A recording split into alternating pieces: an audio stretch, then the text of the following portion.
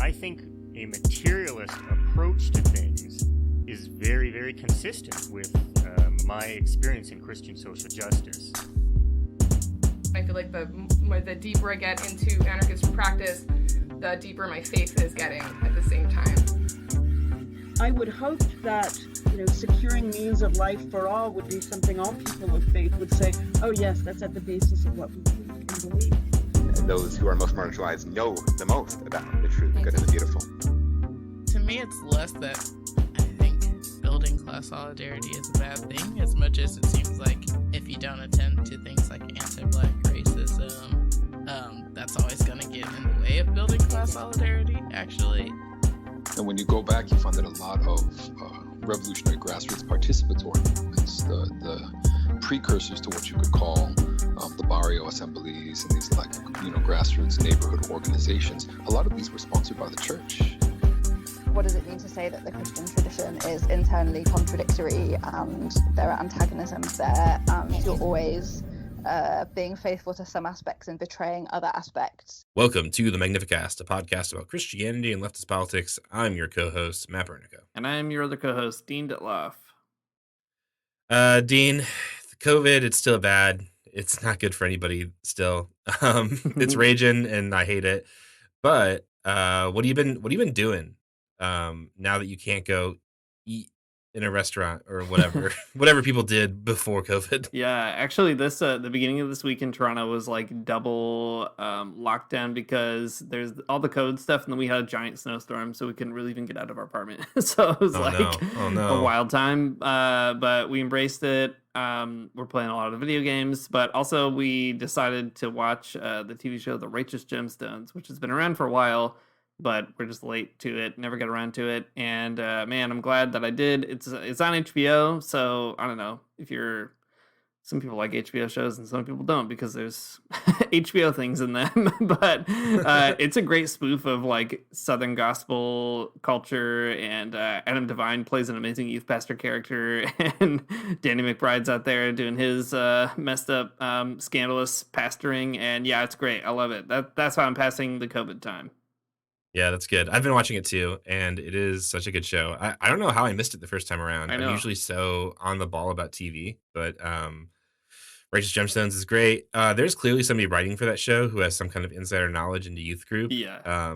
Man, this is not spoiling anything, but there's one episode early on where Adam Devine's character is having youth group at like a Sky Zone, like an indoor trampoline park, and it is out of control. It's like it's just really on point. The tone is just right. Yeah, it's great. Such a good show about the complicated interworkings of a megachurch and the weirdness of inside Christian culture, but also like a lot of scandalous and true crime kind of behavior. It's fantastic. Yeah, I mean, this is not a Richard Jensen's podcast. I mean, not yet, but I will say it could be. There is this character in it though that is like a Satanist who converted to Christianity, and like it's too real. He's so too real. It is like painful. The amount of it's the perfect mixture of sort of tragedy and comedy all put together. And like, man, like I have met that person in real life. It is like wild to watch it on TV. It's the kind of thing where you're like, this is in my brain from my own history, but like surely it would never be representable on the screen. And nevertheless, they found a way to do it. So yeah, it's great. It is wild that throughout my evangelical experience, I have heard sermons from not one but two different former Satanists, and I think that's crazy. What? How did that happen? The Satanist to preacher pipeline is real. It really is. Yeah. Well, it gives you a good testimony, and that's all you need. That's it. Well, okay, so we've been watching TV during COVID. The other thing I've not been doing during COVID, though, is going to church because it's so bad. It's so bad outside. I don't want to get this awful disease. So we haven't really been going to church, and that's a bummer, I guess. I mean, I have such a weird love-hate relationship with church. On the one hand, I like going. I like getting this good, I hate hearing the good word. On the other hand, church is it can just be so boring though. But anyways, say what you will about church, like I just have. Not being able to go though is but maybe the worst part of it all. If I could choose not to go, and that'd be fine, but not being able to go is a whole thing within itself. So to slightly fill like the Sunday morning spiritual void in my life, I started reading Ernesto Cardinal's Gospel in Soul and Taname. My wife got it for me for Christmas. It's this great republished Wolfenstock version that is really cool. Something I really like about this Wolfenstock version is that it's like all the chapters are oriented around the liturgical readings of the year. So like if you start at Christmas, and you start reading through the Gospel in Soul and Taname one chapter a week, you'll be reading it at the same sort of pace that your church is doing it. It's a good devotional. Yeah, I mean it is for sure. It definitely works out that way. It's a really interesting book though. The Gospel in Soul and Taname is a book we've talked about a lot on this podcast, but if you're not familiar, I'll just tell you what it is right now. It is a series of like transcriptions of Bible studies that Ernesto Cardinal, who is like a revolutionary Catholic priest, who is a whole person with himself. We can talk about him later. But whatever. Anyways, it's a transcription of Bible verses that Ernesto Cardinal did with like peasant farmers in Nicaragua right before the revolution in Nicaragua kicks off. It is fun because all of the conversations are really interpreting the Bible through like the revolutionary, like zeitgeist of the moment. So like in the book, like every Bible verse has to do with communism, and I think that's very fun. Like sometimes they don't really have to do with communism at all, but they make them about that, and I really appreciate it. Um, so yeah, they're all great. They're all of these like farmers in this like island in Nicaragua. They are all convinced that Mary is a communist, and it's fun. Also, man, the chapter from last week. Sorry, this is a digression already, but the chapter from last week was the wedding at Cana, and it is my favorite one because it's not really about politics. It's just like Jesus liked to drink, and like, that was kind of like the takeaway. It was really fun. So, anyways, that's my one big spiritual practice in the last few weeks, which is maybe showing you the poverty of my internal life. But the chapter this coming week, though, it focuses on the Beatitudes, which, if you're not like a church person, you don't know what these are. They are like a series of sayings attributed to Jesus from the Sermon on the Mount. Once we kind of start going through them, you'll probably recognize some of them just from popular culture or whatever. The Beatitudes are mostly a set of like moral teachings or possible visions of the world, maybe. And if you take them like really seriously and think about them, beyond just like their face value, they can be like pretty radical things if you try to put them into practice or if you're really self-reflective about them. And I think that's really exciting. And I think that the Beatitudes were a thing that like were really important to me at a particular time in my evangelical transition away from conservatism or something. Um, there's a book that Leo Tolstoy wrote called The Kingdom of God is Inside You, and he focuses on the Beatitudes quite a bit in the book. And I remember reading that as an evangelical and thought like, whoa, this guy's on something. Yeah, These might be really important, and maybe you can't just be like a conservative and believe these. So all of that, in light of all of that, in this episode, we're going to take a beat from, I don't know, whatever else we would normally be doing this week and do a little Bible study of our own around the Beatitudes. Specifically, we're going to just kind of like, we're going to take the Beatitudes and filter our reading through some like liberation theology oriented perspectives, bring in some of the voices of the great liberation theologians we know and love on this podcast. And then I think like, so we'll do that for sure. But then I think we want to make the case that like the Beatitudes are pretty formative and normative beliefs for Christians. And if you do take them seriously, you'll have a really hard time being a capitalist. I think that's maybe the end claim. And it might even do you a favor trying to think of some alternative to capitalism. It might indeed. Let's get things going just the way we're supposed to. Dean, do you want to read the Beatitudes? Do you want to read the Bible on this podcast? Yeah, sure.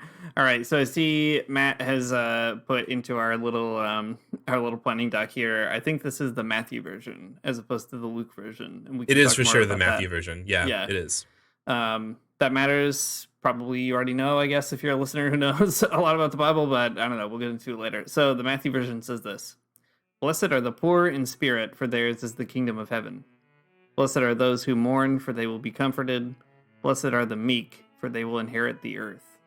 Blessed are those who hunger and thirst for righteousness, for they will be filled. Blessed are the merciful, for they will be shown mercy. Blessed are the pure in heart, for they will see God. Blessed are the peacemakers, for they will be called children of God. Blessed are those who are persecuted because of righteousness, for theirs is the kingdom of God. Blessed are you when people insult you, persecute you, and falsely say all kinds of evil against you because of me. Rejoice and be glad, because great is your reward in heaven. For in the same way they persecuted the prophets who were before you. So those are the Beatitudes. Just from that, you can hear. I mean, you can hear the moral vision in them, right? Jesus is kind of giving this sermon up on the mount. We love this mount. It's great. But he's telling you exactly who he's prioritizing. He's telling you like who God cares about, and he's also telling you about a possible world that could actually exist. That's better than the one that we live in now, and that's great. So those are the things that are kind of going on here. But there are some complications. Um, so I think I don't know if this is your experience, Dean. You can tell me, I guess, in a minute. But I think for most of my life, well, maybe not most of my life now, because now I'm old. But growing up an evangelical, most of these Beatitudes were centered in two ways. One, they were either like really spiritualized, so um, blessed are the poor in spirit or something. That means something really in particular, and like working out what that might mean, is about sort of your relationship with God in particular, like individually. But also they're meant individualistically in like a self-reflective way, like, okay, blessed are the meek. And like, but what does meek mean for me? Like, does it mean that I Right. don't really have a lot of things or whatever? It's that sort of like internal, like introspective kind of thing. And both of those ways of looking at the Beatitudes I mean, they're not wrong. Like, I guess go for it. But also, I think it misses the point largely, or in spiritualizing these things or in individualizing these particular like blessed R's, you get like a a view of Christianity that doesn't really care that much about the material world, and I think that does suck. Um, yeah, I don't know. Is that jive with your whole situation? Is that your experience as well? Yeah, for sure. I think there's something to be said about the spiritual utility or the personal or devotional way of reading the Beatitude. Whatever. Like biblical texts are open to lots of different uses, and it's important to allow the Bible to be used in different kinds of ways.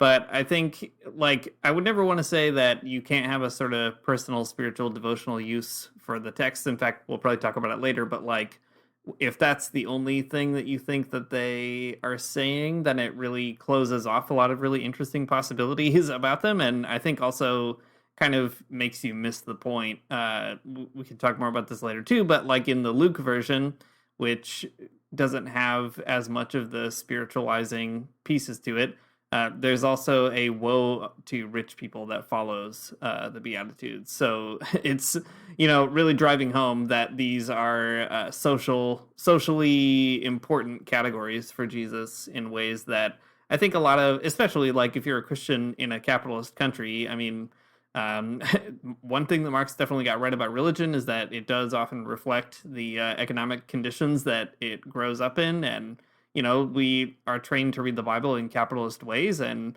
that means we often ignore those politicized versions and kind of favor, like you were just saying, that individualist perspective, or trying to internalize all this and not really let it challenge the outside until you get to people like, I don't know, you're a weird Christian evangelical who ends up reading Leo Tolstoy, and you're like, whoa, if this means this for me, it also means a political program or something, right? But like, Right. That's a pretty rare experience, I think.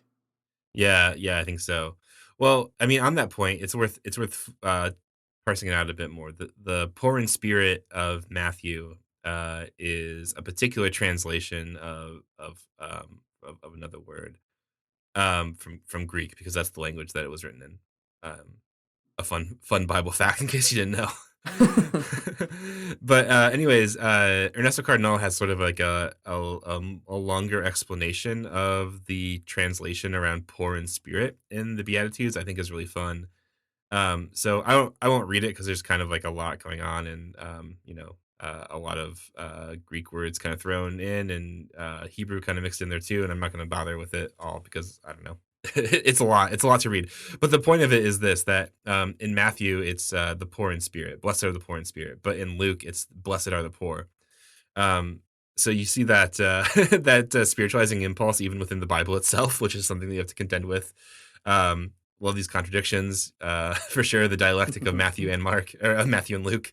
But anyways, Ernesto Cardinal says, but you still have to deal with it, right? There's the in Luke it's the poor, but in Matthew it's the poor in spirit. And then he says this: the phrase of Matthew, "poor in spirit," has created confusion, and many have believed that it deals with spiritual poverty. And I said that I met a priest who said that the poor in spirit were the good rich people. So Ernesto Cardinal, he's over accepting this difference in translation by just saying like, okay, sure. Well, in Luke it's the poor, blessed are the poor, but in Matthew it's blessed are the poor in spirit, which are like the rich people who are or who are willing to like throw in with the poor or something, who are not going to be awful. So I think that's pretty fun. Yeah, it's very fun. It's a clever, goofy reading, and I like that. Yeah, for sure. Okay, give me 1 second. Let me find this next Yeah. piece. Okay. Oh, um, so alongside Ernesto Cardinal explaining that the farmers and like the people of Salontaname who are reading the Bible alongside of him, they kind of like take it up and they're just willing to kind of play in the space with him, which I think is very fun. So there's a few really fun reflections from the people in Salontaname. So one of them, called Olivia, says that the poor in spirit or the poor in God are the poor, but provided they have the spirit of the oppressed and not the oppressors, provided they don't have the mentality of the rich. So again, this is kind of like there are some people who might have more means than like other people who might be like middle class or upper middle class or something. But like as long as they have the spirit of the oppressed, if they're as long as they're expressing a sense of solidarity and that they don't have the mentality of the rich, that's who it's talking about. It's funny, I don't know, just fun to hear people figure this out. I love this one though, because in Olivia's telling it's not even the middle class, it's they're still poor, but they're also poor in spirit. Like this is the poor in and for themselves, Yeah, totally. Like you're poor across really the board. Interesting. Yeah, refusing that ideology is very cool. Another person in this like interchange, Angel, says us poor people can also be exploiters. And kind of riffing off of the last point though, that like it's being poor doesn't necessarily make you morally good or something, but there's some other piece of the puzzle that's going on.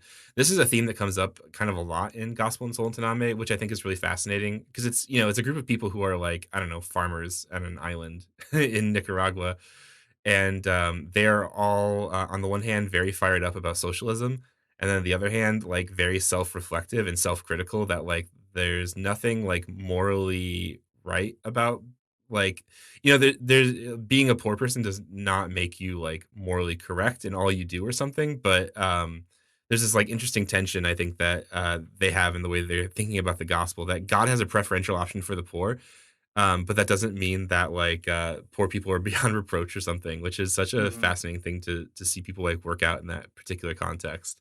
Yeah, I mean, maybe to like set the scene a little bit more too, because we described the book a bit, but not so much the conditions. If you don't know much about the Nicaraguan Revolution, basically this is people in Solentiname, which is an archipelago, like a chain of islands, and like super poor, very remote.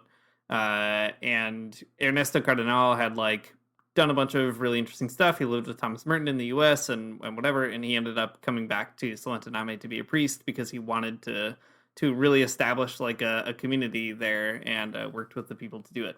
And they ended up actually creating like a whole style of art and really fascinating stuff.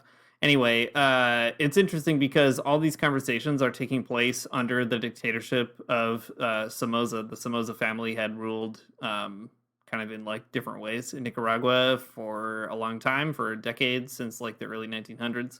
And it's really interesting to also just kind of not lose sight of that as well, right? Like, what does it mean to read the Beatitudes as like a person living in Canada or a person living in the US? Like, it means something very than reading it like in a community of people who are like extremely poor in a remote part of Nicaragua and who are trying to like work out what does it mean to think about the poor in spirit. And so like, and while living under dictatorship, when there is like a sort of at this point a brewing resistance that it hasn't necessarily turned the tide, so really kind of interesting moment in the history of Nicaragua that coincides with this text.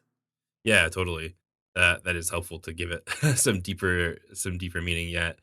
So in Gospel and Soltaname, they kind of work through each one of the Beatitudes together, but there's a few that they latch onto in particular, and that's really interesting. So one that they spend a lot of time talking about is the Beatitude. It's the verse 6 in Matthew. Blessed are those who hunger and thirst for righteousness, because they'll be filled. Obviously, something kind of going on exciting there, right? Those who thirst for righteousness and for justice. Obviously, some strong political connotations. Um, so the community in Nicaragua, they say this. This is another reoccurring person in the group called Young Julio, one of my faves.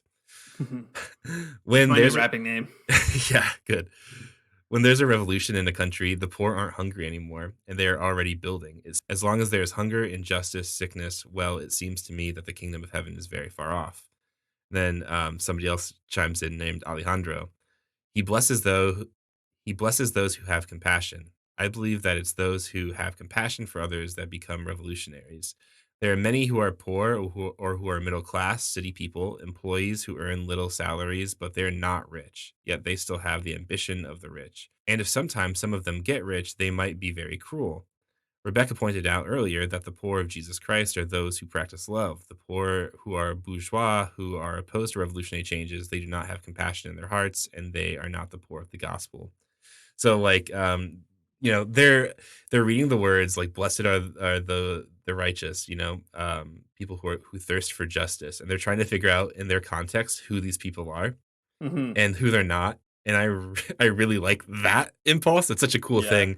I feel like if you go to like I don't know, if you go to like a sort of like white mainline church or something, you'll encounter conversations about the Bible that do kind of come off very academic, and sometimes very detached from the world. But I love the impulse when people always try to find themselves within it and like what their Mhm. situation is. It's great.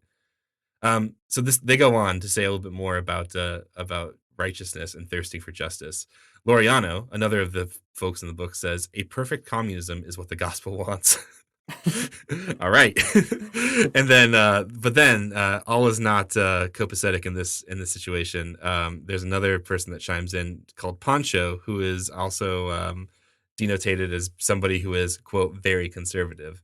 And he says, does that mean that Jesus was a communist? And then they go back and forth for quite a while about what that might mean. It ends though with another person chiming in, Rebecca, and she says, if we come together as God wishes, yes, communism is an equal society. The word communist means community, and so if we all come together as God wishes, we're all communists. We're all equal. It's just it's fun to see people work this out. First of all, I think that's great, but I think it's cool because it takes very seriously what it means to be a person who thirsts after justice. Mhm. And who, like, what does it mean to be a person who is really concerned with equality in the world? And if you believe, like, really seriously in the Beatitudes that those are the people who God cares about, the people that are about justice, then, like, man, it's hard to come to different conclusions. Yeah, I mean, it is like kind of almost haunting to read the Gospel in Solontaname when you read other literature from Cardinal and Right. other kind of histories of Nicaragua, because a lot of these people later did join the guerrilla movement, and some of them were killed. And Laureano is one of those folks. So, Yep. like, if you read, for instance, like Christians in the Nicaraguan Revolution, which is a really cool set of interviews that Margaret Randall did, who we had on this podcast a while back. She did with, Cardinal and some people who lived in Solentiname and others. They talk about Laureano there, and then he also comes up in Cardinal's poetry and Cosmic Canticle. There's some kind of really moving poetic portraits to Laureano, and There's a it's poem interesting. about his death even. Yeah, exactly. That's right. So, like, to read it in this particular context is so fascinating too, because it's, here they're saying the person who has compassion for others, that's the person who becomes a revolutionary. And here you have Laureano saying a perfect communism is what the gospel wants, and he becomes that revolutionary and gives his life for it. So yeah, it's like, man, it's so much to say about it. I mean, it's very haunting. It makes you feel like, whoa, what am I doing with my life? All that kind of stuff. But Yeah. yeah, really interesting to kind of follow those people. Yeah, totally. I mean, I think that's the thing I don't know. I don't want to speak like too preachery. I don't want to preach, I guess what I'm trying to say. But like, I don't know. The left in North America is very oriented on like discussions about theory and stuff. But I guess like when you read things like that, it is haunting. It is it's like a lot more serious, I think. It's not about Mhm. like whatever, it's not about like the stages of capitalism or whatever about dialectics. It's like about a person who is like figuring out a motivation and like parsing out a language for their like revolutionary desire. I think that's like a lot more serious and pretty interesting than a lot of other folks have in them. Oh, for sure. And I think it's interesting too to see the context of all this, that this is a Bible study that's part of Mass. Hmm. And I mean, it gives the lie to certain factions you get on the left sometimes that are like annoyingly anti religious or complaining about materialism. And it gives Marx a run for his money as well, right? Like, at the end of the day, these kinds of ideas, these stories, what is contained in the biblical text, but even more importantly, what's contained in the social life of the church in Solentiname, that is really what activates the revolutionary kind of fervor Hmm. of a lot of these folks. I mean, they would not have been revolutionaries were it not for this Christian community, for sure. Yeah, there's no the sigh of the oppressed creature here is very different. it's Yeah, not uh right, right. it's not saying a prayer about forgiveness. It's like I don't know, yelling yelling about something. Yeah.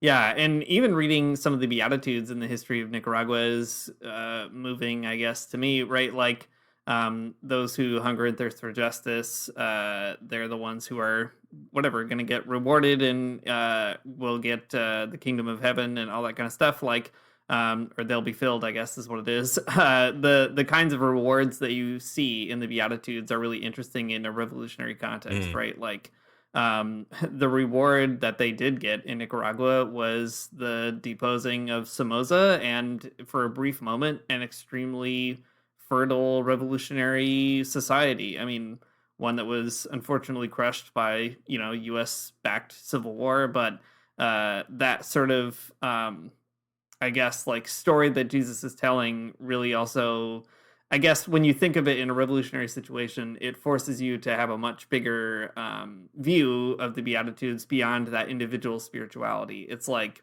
when Jesus says something like, the peacemakers will be called children of God. It's like, okay, these revolutionaries are trying to do that, mhm. right? Like, that's to make peace is to create the social conditions for peace to appear, or the people who are persecuted because of their righteousness, theirs is the kingdom of heaven. Again, it's that kind of like the reward for that pursuit of righteousness is a sort of kingdom reality, which the revolutionary Nicaraguan situation is not heaven, but it's closer than than otherwise. And yeah, just interesting to kind of read these Beatitudes in light of actual material history. Yeah, that's right. Okay, so evangelicals and other Christians sometimes will over spiritualize these texts. They'll make them all about your personal relationship with God or Jesus or whatever combination of those two things. But here in the Gospels and Soltaname, we get a material reading of the Beatitudes, or like or maybe you could just call it like a material interpretation or something, right? It's like you're Mhm. seeing the text and then you're trying to figure out how to live your life, or like how to identify these people in your own society, and Yeah, you're thinking socially, not sort of spiritually or something. yeah. Cool, but there's also another aspect of this that we could probably talk about. It is significant that that Jesus himself is saying these things. It's not that like a prophet is saying these things or some other like leader of the early church saying them, but Jesus is saying them himself. And there's a certain declaration or declarative sense. There's a certain declarative sense here that like God is telling you who God cares about in that particular moment. And like in the Beatitudes, you're not just getting like sort of like a moral framing about how you have to live in the world or like what you should be looking for, but it's also telling you about like God's character and like what kind of like creature, not creature, whoops, wrong one, what kind of being God is or something, or what Mhm, God's mhm. priorities are in the world. Yeah, for sure. And maybe just to like put a fine point on it, I guess. Adding on to that bit about God's priorities in the world, I mentioned in Luke the Beatitudes are followed up with woes to the rich. There's also some really fun conversation about that in the Gospel in Solentiname, and I'll just read one super brief piece of it. So in Luke, it says, "Woe unto you, rich, because you have already had your joy. Woe unto you who now are full, because you're going to be hungry. Woe unto you who now laugh, because you are going to weep in sadness." Kind of an echo back to like the Magnificat, right? Like Right. Mary kind of inverting all these values. So again, you get this great discourse about it and so on. Lots of people trying to figure out whether or not the rich are evil. That's kind of the big conversation, which is really interesting. But there's a moment here where Alejandro again says, it's logical that the gospel should put in this counterpart, because if it only said Beatitudes for the poor, you might think that there's maybe another kind of Beatitudes for the rich, or for certain rich people, or that Christ is with the poor, but he's also with the rich. But St. Luke makes it clear that it's not that way. For Christ, humanity is divided into two well-defined classes, and he's in favor of one and against the other. And really very interesting. And it ends on this wild note also about Cuba. So I won't spoil it. You can read, I guess, what they think about it. But really, I think a cool way of just talking further about, who does God prioritize in a class stratified society. Yeah, absolutely. Alejandro, he's onto something, I think. There are these two classes in society. Did you know that? Well, the Gospel in Solana Taname is great. There's some other great resources in liberation theology too that, at least as we were talking about this episode, came to mind for me, and I thought we could bring some of that in. Talking about this issue of spirituality and the poor, I find whenever I talk about the Beatitudes with anybody, even like progressive Catholics, I think people rightly want to also think through the spiritual meaning of that text, right? And I mentioned, I think that's okay, but the question is sort of how do you do that without losing the material piece? And one thing I love about Catholics, which is also something that drives me up the wall about them, is where some Catholics are like very interested in making good distinctions, lots and lots of distinctions. And there is a really interesting exercise in distinguishing between different kinds of poverty in a document by the Latin American bishops at a conference in Medellin, Colombia in 1968. It is a very important conference where the Latin American bishops sort of came back from their experience in the Second Vatican Council, which is a big Catholic nerd thing you can go read about if you want, but they came back to Latin America and decided to think through how to relate differently to their continent, to think through the social conditions that were operative and what would it mean to kind of speak the gospel into them. And this particular conference also laid some of the ecclesial blueprints for things like base communities and sort of like the social movement side of liberation theology. It really calls for a grassroots church. And I got to tell you, like, I've taught this document before a handful of times in classes, and it's always interesting to hear what people think. Some people think it's like extremely radical. They can't believe bishops are saying it. Other people are like, whoa, I expected a lot more, and I'm let down, a little disappointed. It's not the Marxist revolutionary text I thought. I'm here to tell you it's both of those things, I guess. It depends on what you want out of it. But anyway, they do have this really interesting way of kind of parsing out poverty. So here's what they say. We must distinguish, 1, poverty as a lack of the goods of this world necessary to live worthily as human beings is in itself evil. The prophets denounce it as contrary to the will of the Lord, and most of the time as the fruit of human injustice and sin. So pretty strong words on the first one. Secondly, spiritual poverty is the theme of the poor of Yahweh. Spiritual poverty is the attitude of opening up to God, the ready disposition of one who hopes for everything from the Lord. Although he values the goods of this world, he does not become attached to them, and he recognizes the higher value of the riches of the kingdom. And then third, poverty as a commitment through which one assumes voluntarily and lovingly the conditions of the needy of this world in order to bear witness to the evil it represents and to spiritual liberty in the face of material goods, follows the example of Christ, who took to himself all the consequences of our sinful condition, and who, being rich, became poor in order to redeem us. And being rich became poor, they put in quotes, I think, to identify that it's a bit of a playful phrase here. So these are the three sort of forms of poor or poverty that Medellin distinguishes. And I actually really like this part specifically. Like, material poverty is evil, right? Not having access to goods because, we live in a world that deprives you of them. That is, there's no redeeming that. Spiritual poverty is this other thing. It's this sort of disposition and attitude of opening up to God, and seeing what's going on. And then you get this kind of almost like dialectical synthesis in the third form, right? That in that opening up to God, someone might also voluntarily take on the condition of material poverty in order to expose it as an evil thing. And yeah, just really fascinating. The document goes on to talk about how, like, in the church, people will have sort of different degrees of, like, you know, that third thing, the poverty as commitment. And that's also very cool. So it doesn't say like everybody should just, I don't know, sell all their stuff and, you know, be like, live in the new monastic communities or whatever. But it does sort of say, like, nevertheless, all Christians have to be compelled to distinguish between these different forms of poverty. And yeah, it's a helpful way of bringing together, I think, some of the different uses of the Beatitudes. Yeah, totally. I think it is really good because, I mean, you don't have to give up one thing for the other, right? It's not like you only have to think about this materially. It's not like you have to say Luke is right and Matthew is wrong or something, right? You can take them both and kind of understand poverty in these different registers, and that ends up being pretty cool. Yeah.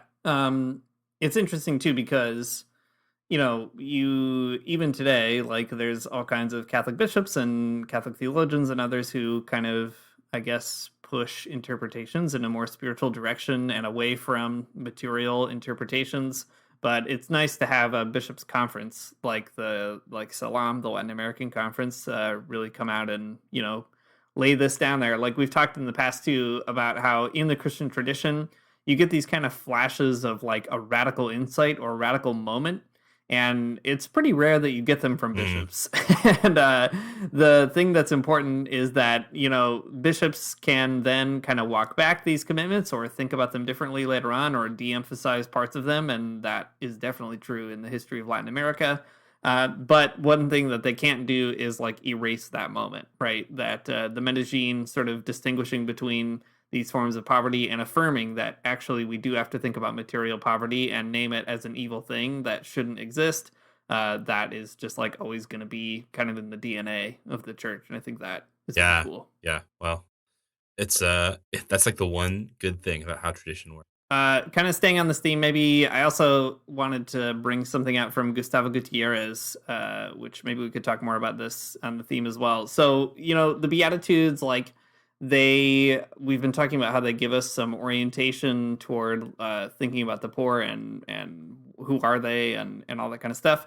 Gutierrez, as usual, has this kind of interesting like way of reading the Beatitudes as telling us something very good about God. Gutierrez is always doing this in ways that I appreciate as somebody who probably should think about God more than I do. So he says this.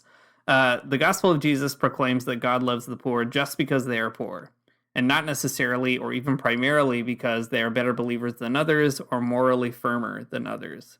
God loves them simply because they are poor, because they are hungry, because they are persecuted. This is from a book called The Power of the Poor in History, by the way. He goes on to say, only from this standpoint is it possible to appreciate any enriching considerations upon spiritual poverty. The latter is derivative. What is primary when it comes to God's special love for the poor is literal physical poverty. So he goes on to say more about that, but I really like this one point that he makes where he says, the Beatitudes are less a revelation about the poor than they are a revelation about God. They tell us who God is. They tell us what his kingdom is like. They tell us of God as a defender of the poor, as the protector, the liberator of the poor. Then secondarily and derivatively, they tell us something as well about the privileged role of the poor, the physically concretely poor, the dispossessed and oppressed in God's kingdom. And then he closes saying, here we are confronted with a paradox.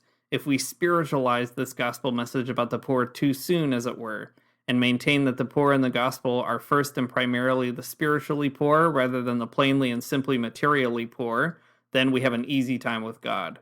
We humanize God. We make him more accessible to human understanding. Now God will love first and foremost the good, the meritorious, just as we do ourselves. So I love this kind of like, again, kind of dialectical reversal, right? The Beatitudes, when we read them, I often think of it as like telling me something about myself or about the poor. But Gutierrez is like, well, firstly, it tells you something about God, what God prioritizes.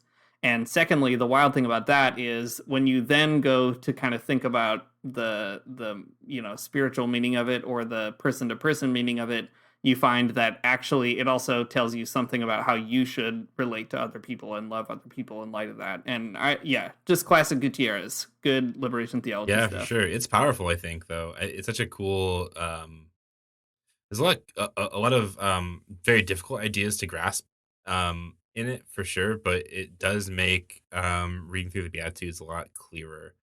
Um, and it's interesting too to see some of like the similarities between even what Gutierrez is saying and what's going on in the Gospel in Soltaname, especially like God loves the poor not because they're more like morally upright or theologically sound or better believers, but that's not the case, right? God loves the poor because they're poor, because they're like born into a situation where someone is going to be exploiting them for no reason. And Yeah. that tells you a lot about the kind of God that God is, I guess.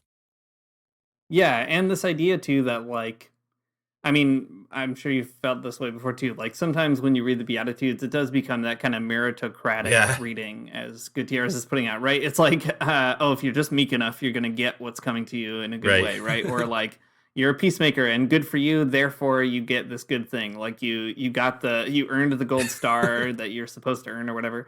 And I love that Gutierrez is like, well, when we think of it that way, we make God like us because we want to love people for their merits or whatever. And actually, the challenge is to be like, what the Beatitudes are really telling you is that that is not how it works, and like that is actually very hard. Right. Yeah. Yeah. If you're going through the Beatitudes looking for like your slot, maybe don't. Yeah. Yeah. I remember like talking to somebody in a Catholic worker house about like, I don't know, their life and all that kind of stuff.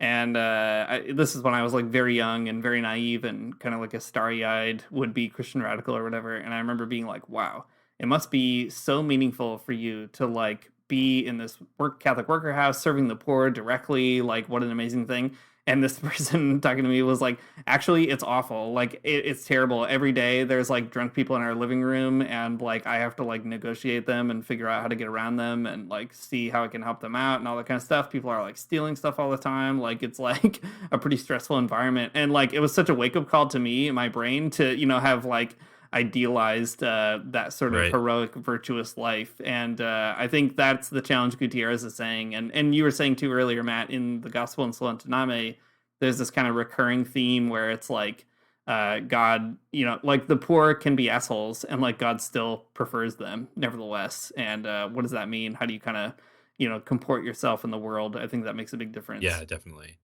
Well, a minute ago you mentioned that there's like this interpersonal thing going on there too, right? That it changes the way you think about God, but it also should change the way you comport yourself in the world. That you think about other people, the way that you're interacting with people, especially maybe in like a social justice kind of movement or whatever. You're in your revolutionary socialist cadre. Yeah. Anyways, that makes me think of a quote from Herbert McCabe, who is not a liberation theologian. Important to say, but pretty cool just the same. An honorable mention. Not a liberation theologian, but a runner-up, that's for sure. He's about as close as you could be being a person writing in England. Yeah, that's right. Well, I'll read it and then we can kind of get into it. But anyways, it's maybe the vibe here is that the Beatitudes can tell you how to be like a good comrade, a good collaborator. All right, Herb McCabe says this. Now, how will you carry on the fight? There are various pieces of advice that might be given, but I would like to reiterate some traditional ones. In the first place, be meek. Blessed are the meek, for they shall inherit the earth. Pray for those that persecute you. Be a peacemaker. Do not insult your enemy and be angry with them. Who, after all, wants a comrade in the struggle who is an arrogant, loudmouth, aggressive bully? The kind of person who jumps on the revolutionary bandwagon in order to work off his or her bad temper or envy or unresolved conflict with parents does not make a good and reliable comrade. Whatever happened to all of those revolutionary students of 1968? What the revolution needs are grown-up people who have caught on to themselves, who have recognized their own infantilisms, and to some extent dealt with them. People, in fact, who have listened to the Sermon on the Mount. Some pretty damning words in here, honestly. The kind of thing you can only say if you spend too much time around a bunch of people trying to like organize. That's right. Herb McCabe, I'm in this and I don't like it. Yeah, exactly. But pretty okay. Maybe some troubling self-criticism I need to do here, some reflection on my own infantilisms, but Herb McCabe is probably right though. There's this is maybe the okay, like we heard about like what it might mean materially at the level of like social analysis or something, like who are the poor, who are the meek or whatever. And then we have, the Beatitudes like describing God and who God cares about. And then there's this one like how are you personally gonna do these in a really serious way? Like are you gonna be a jerk? Are you gonna show up to the meeting and try to just like and swear up and down and be angry at somebody without any kind of with any kind of discipline or something? Is good. This is the hard lesson we all need to hear. Yeah, I think so too. I mean, it's also an interesting way, again, to just look at the utility of the Yeah. Beatitudes. Like they are not, they're not like, I don't know, magic formulas by any stretch, obviously, but they are these kind of really interesting, challenging sayings or challenging devices that you can kind of try out on yourself and see how you measure up to them, and how they might make you into a different person if you were to let them work on you in these interesting ways. And I really appreciate too that line from McCabe that like it makes you a good comrade, right? Like um beyond that too, if we kind of combine that a bit with what Gutierrez is saying, it makes you a good comrade, and it helps you to also I guess comport yourself even further in the struggle inside and outside, right? Like I was thinking recently, I was watching an exchange on Twitter that Matt was having with this guy who over COVID stuff. I forget what all the details of the tweets were, but it was like Matt was saying just because somebody's not vaccinated doesn't mean that they shouldn't have access to care in a I said hospital that. setting. And what a Yeah. radical take. And this other person was like, no, like they don't deserve that care because they made this choice or whatever.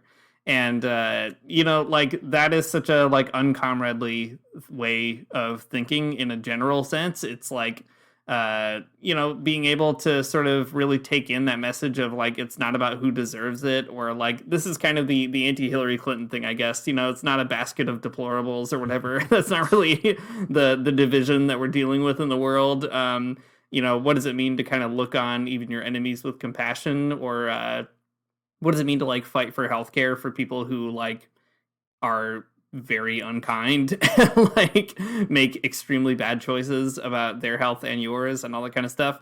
So seeing the Beatitudes as like a way of making you better in the struggle with your own kind of people that you work with, so that you can actually get something done, and then also shaping the way that you see people in the world who need help, whether or not they are like on the right side of history or something. I think it's good to see the Beatitudes as just offering those kinds of Mhm. tools. Yeah, I think so. That's like the emotional litmus test for people who I think are very serious when it comes to organizing something. Like, do you actually care about people who disagree with you? I guess because in so many cases, like people online, they'll you put a hammer and sickle in your Twitter name or whatever, and like you're a socialist. But at the end of the day, like what you mean by being a socialist is like you have a set of things that you believe everyone should agree with, and if they don't agree with them, you don't really care about them, right? And like you kind of just ignore them, or you're Mhm. mean to them, or you bully them, or whatever. And I don't know. Not only is that uncomradely, that's also just like an awful way to live your life. I mean, Yeah, it demonstrates that like your yeah. care is really only is really only goes as far as people are willing to agree with you, and that's not socialism, and that's definitely not Christianity, and it sucks. Yeah, I mean, it's again that kind of meritocratic view, right? It's like you have to sort of earn the right to be cared about. And the weird challenge of Christianity is that the whole point is that you can't really do that. You can't really earn the ability to be cared about. You just are cared about by virtue of that's what God wants Christians to do. And when it comes to thinking about what that means for our political life, it means advocating for policies for people that you would prefer not to spend Yeah, time with. totally. Joe Manchin, I don't like him, but I think he should have universal health care. I mean, he already does. He doesn't pay for it, but still, I think that he and his whole family Yeah. should have it and not have to worry about it. Yeah. It's a hard lesson to learn. I mean, it's like, especially with the ways that sort of our media ecosystems are created and the ways that our communities are created online. You're rewarded for being mean to people, and I mean, whatever. Sometimes you can be mean to people and it's not a problem. But like, if your meanness is getting in the way of your organizing, or if you can't just be like an adult about something, if your infantilisms are like out of control, you're on the wrong track. Yeah, for sure. Or I mean, even something I've kind of learned, this is part of just growing up, I guess. Like McCabe is saying, grown-ups who are capable of, leaving their infantilisms behind or whatever. Like it is really easy to get very mad at people and let that sort of be the primary lens by which you see the world. And like you said, because you do get rewarded for that as well. Like, bad company attracts bad company, I guess, or bad attitudes attracts bad attitudes. And like, I think it's still very good to be critical, and it's fine to like cyberbully Joe Manchin or whatever. Totally. Like, I'm not Go saying, for it. I'm not trying to like, I'm not trying to police anybody's behavior on those kinds of things. But I do think that there's something to also recognizing when your language is like alienating potential allies, or, like when I started working in an actual social movement and had to think very hard all of a sudden about like, wait a minute, if somebody like hears me say this thing under my breath or whatever, like it will be a barrier for sure to them, like trusting me with something important, or like working with me on some particular project. And, all of a sudden you recognize that's not only a strategic decision, it is also like a moment of kind of spiritual self-care of being like, probably I shouldn't just be that crabby all the time anyway, right? Like there's something about the Beatitudes that sort of encourage you to be more effective, more reflective, healthier, and so on. And that's very important. I think so. Okay, so we've been through it. We've got the material sort of social level reading of the Beatitudes, and they're great. You should be figuring out who the peacemakers are. You should be figuring out what striving for justice means, and you should figure out what being filled with justice might mean in your situation. Yikes, it could be good even, but it's also kind of a scary idea, I think. Cool. Then you have sort of a the balance of the spiritual and material, and that's great too. An important piece. You get the character of God. You get to figure out what God's all about and who God is really prioritizing in the world, and that's exciting. And then you got at the very end a very self-reflective and maybe self-damning word from Herb McCabe about like how you should be acting sort of in accordance to these principles in your everyday life as you are fighting for, I don't know, whatever it is that you're fighting for. Hopefully some kind of just world, but I don't know. I don't know who you are out there listening to this. But anyways, in each of these registers, though, I think the Beatitudes end up being way more helpful than they ever have been in sort of like the weird evangelicalization of them, in the weird like over spiritualized kind of aspect. I think what you get is like, at the end of the day, Jesus is telling you these things, and they have real moral worth and real like power, I think, if you kind of put them into your own life and like really, I don't know, play with them and interpret them and kind of figure out what they might mean. The attitudes have a real tendency to be like overused and kind of like stripped from their context. But I think if you really think about them, it's really hard to think about. If you really think about them, it's really hard to figure out how you would be like a capitalist and actually believe these things, right? Yeah. Like kind of working your way through them.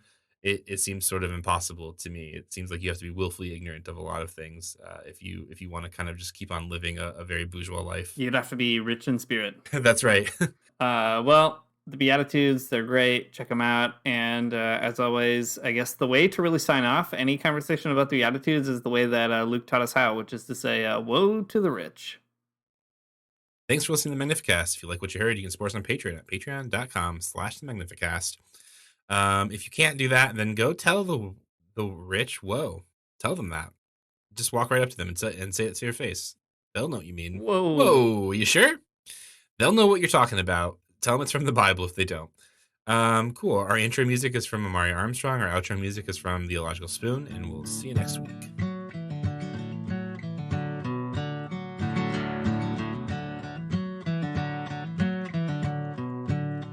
I don't wanna get up for church in the morning, souls alive. Heaven come to earth and there won't be no church. We'll meet down by the riverside. There we'll swim with all creation, never get tired, never bored. Don't worry, someday there'll be no dam between us and our Lord.